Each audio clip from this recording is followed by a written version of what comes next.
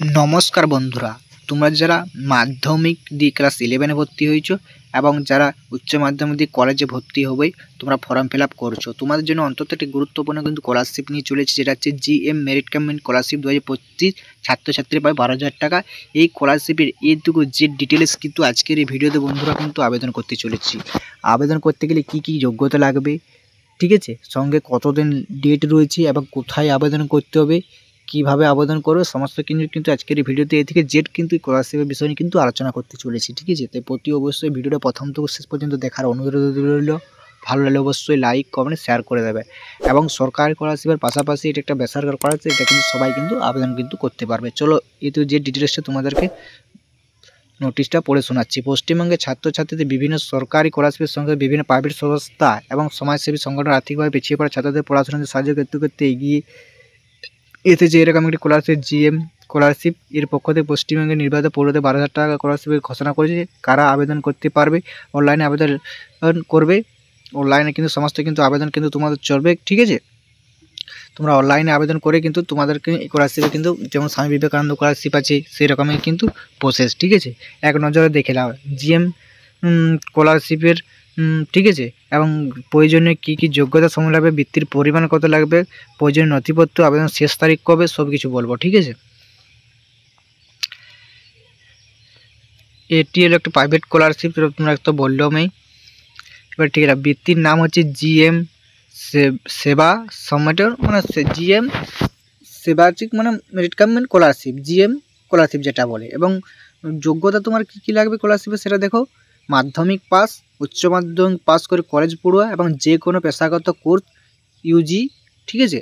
এবং পরীক্ষা তোমার নাম্বার প্রয়োজন হচ্ছে 75% নাম্বার থাকতে হবে।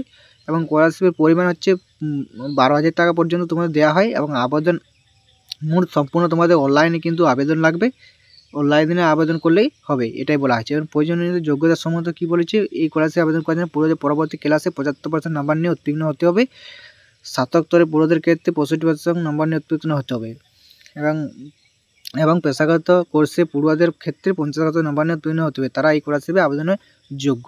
ফলে পারিবারিক আয় 1,20,000 টাকা বেশি হওয়া চলবে না, ঠিক আছে। এবং এটাই শর্ত 1 বছরে 2025 প্রথম চেষ্টা পাস করতে হবে এবং 2025 তুমি পাস করতে সম্পূর্ণ time regular course, full time regular এবং করতে হবে, এটাই বলেছে।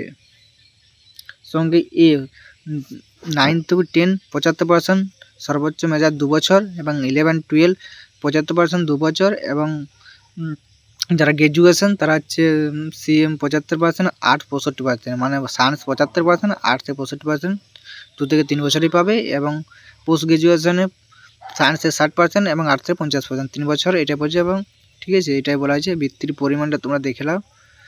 একাদশ শ্রেণী, তোমরা এখানে সম্পূর্ণ কিন্তু জিনিসটা দেখতে পাচ্ছ, একাদশ শ্রেণী, সপ্তম শ্রেণী, সমস্ত কিন্তু প্রতি মাসে। এবার বলছে জাস্ট অনলাইনে পদ্ধতিটা তোমরা কীভাবে করবে সেটা দেখে নাও। অনলাইনে এর মানে সমস্ত কিছু কাগজপত্র কিন্তু নথিভুক্ত করতে হবে। নাম, অভিভাবকের নাম, জন্মগত মোবাইল নাম্বার, ইমেল আইডি, ঠিকানা, পরীক্ষার রেজিস্ট্রেশন নাম্বার, প্রতিভর্তি একাডেমিতে ভর্তি হচ্ছে তার রসিদ কপি, তারপর প্রয়োজনীয় ডকুমেন্টসগুলো পিডিএফ আকারে আপলোড করে নিয়মিত আবেদন করে দিলে এইভাবে কিন্তু হবে, ঠিক আছে। পরবর্তী ক্লাসের মার্কশিট এবং পরিবারের ইনকাম সার্টিফিকেট, তোমার পাসবই সার্টিফিকেট এবং কালার পাসপোর্ট ছবি, বিএল কার্ড, জাতিগত বংশগত কার্ড, ওবিসি টবিসি থাকে, এটাই, ঠিক আছে। এটাই বুঝতে পারে বন্ধুরা। দেখাচ্ছে নেক্সট একটা ভিডিওতে এরকম আপডেট নিয়ে স্কলারশিপের। তোমার সঙ্গে থাকো, ভালো থাকো, সুস্থ থাকো।